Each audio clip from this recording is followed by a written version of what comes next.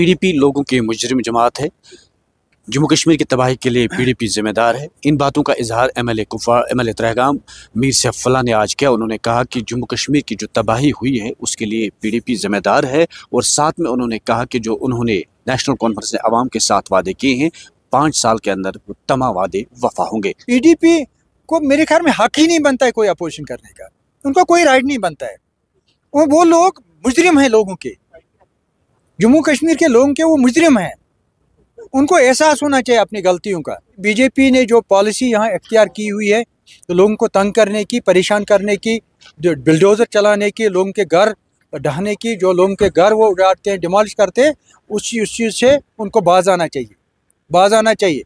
नहीं तो लोग फिर जब लोग सामने आते हैं फिर उनको कोई, उनके पास कोई जवाब नहीं होगा, नो उसको वो अपने आप को फिर बचा पाएंगे। फिर आमतौर पर यहाँ पर शिकायत लोग करें कि जिस तरह नेशनल कॉन्फ्रेंस को एक बड़ा मैंडेट मिला है इस बार, लेकिन डेवलपमेंट साइड में लोग कह रहे हैं कि कम हो रहा है, या बिजली जो फीस वो बढ़ाया जा रहा है। पीडीपी कह रहे हैं कि नेशनल कॉन्फ्रेंस नाकाम हो चुकी है। आप क्या कहेंगे? देखिए, मैं एक बात पीडीपी को बोलना चाहूँगा, कोई उस शख्स को नाकाम बताए जो कामयाब रहा होगा।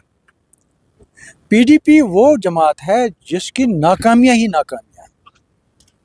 पीडीपी के इतनी नाकामियाँ हैं, और इस वक्त जो हम भुगत रहे हैं वो पीडीपी की वजह से भुगत रहे हैं। यहाँ पे जो इस वक्त बीजेपी ने जो बर्बादी की है रियासत जम्मू कश्मीर की, वो पीडीपी की वजह से है। अगर पीडीपी ने बीजेपी के साथ अलायंस नहीं किया होता, गवर्नमेंट नहीं बनाई होती, तो शायद आज जो देख रहे हैं हम, ये नहीं होता।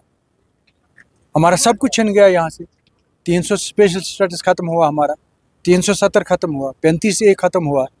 हमारा जो स्टेट जो है डिवीजन, इसका 2 हिस्सों में तकसीम हो गई। डाउनग्रेड हमारी स्टेट हुई, यूटी बना। हमारा आइन हमसे लिया गया। हमारा अपना स्टेट प्लान जो फ्लैग था वो हमसे छना। जो कुछ भी हमारे था वो हमसे छन गया है, और पीडीपी की वजह से। अगर पीडीपी ने बीजेपी के साथ हाथ नहीं मिलाया होता, शायद आज ये दिन हमें देखने नहीं पड़ते। मैं कहता हूँ इस वक्त जो काम हो रहा है, उमर अब्दुल्ला साहब बहुत अच्छा काम कर रहे हैं। बिजली फीस की आप बात कर रहे हैं, ये शूशा पीडीपी ने बनाया कि बिजली फीस बढ़ रहा है, इसमें फीस बढ़ रहा है। उसने खुद उसकी तरदीद की, उसने कहा ये झूठ बोल रहे हैं लोग कि बिजली फीस बढ़ रहा है, और कोई उसमें कोई बिजली फीस में कोई हाइक नहीं हुई। वो तो उमर अब्दुल्ला साहब ने खुद बताया। इसी तरह से ये गलत कह रहे हैं।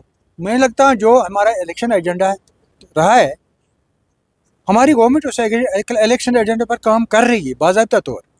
मैं आपको मिसाल के तौर पे कहूँ, देखिए, हमने वादा किया था फ्री बसेस लेडीज़ के लिए। आप देख रहे हैं पूरे JNK में घूम रहे हैं वो बसेस, फ्री बसेस लेडीज़, और लेडीज़ उसमें चलती हैं, जहाँ मर्जी वहाँ जाते हैं। हमने ये कहा था AAY के लिए हम फ्री राशन देंगे, 10 किलो दे रहे हैं हम, ये भी दे रहे हैं हम। हमने सोशल वेलफेयर में हमने कहा था कि जो ओल्ड एज पेंशन है या बाकी जो वो पेंशन है उसका हम बढ़ोतरी करेंगे, उसके बढ़ा देंगे। वो बढ़ाया हमने, और लोग ले रहे हैं आज उसको, वो भी हो रहा है।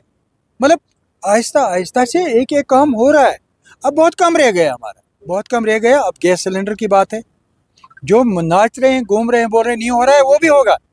और जिस दिन वो होगा उस दिन वो पछताएंगे। फिर हमने ये जो वादा किया है, बाकी जो हमने बिजली फीस का वो 200 यूनिट्स का वादा किया है, उस पर भी काम चल रहा है। गवर्नमेंट उस पर काम कर रहा है, और एक वक्त आएगा, बहुत जल्द वक्त आएगा जब लोगों को 200 यूनिट फ्री मिलेगा।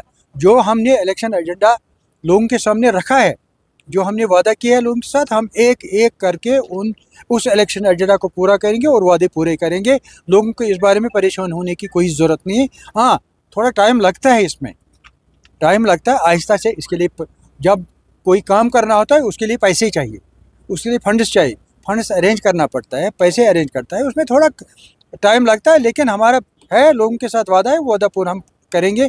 जो भी इलेक्शन एजेंडा हमारा होगा, हम मेन व अन एक एक करके हर एक जो भी वादा है हमने, उसका हम पूरा करेंगे। ये हमारी गारंटी है, और उमर अब्दुल्ला साहब की गारंटी है, उसकी गवर्नमेंट की गारंटी है।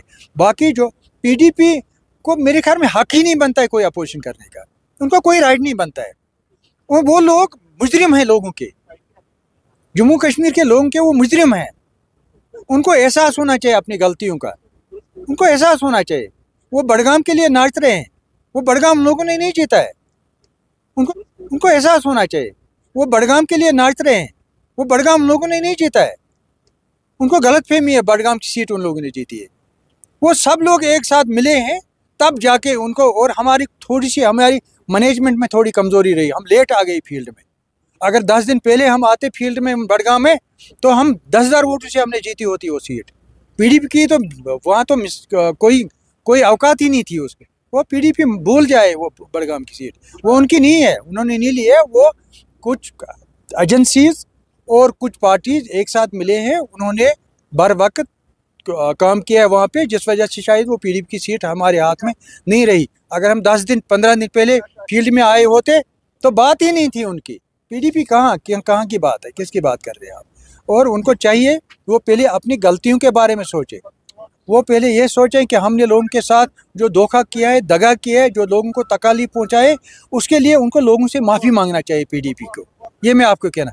और दूसरी बात मैं ये कहूँगा कि बीजेपी ने जो पॉलिसी यहाँ इख्तियार की हुई है, तो लोगों को तंग करने की, परेशान करने की, जो बिल्डोज़र चलाने की, लोगों के घर ढहाने की, जो लोगों के घर वो उड़ाते हैं, डिमोलिश करते हैं, उस चीज़ से उनको बाज आना चाहिए।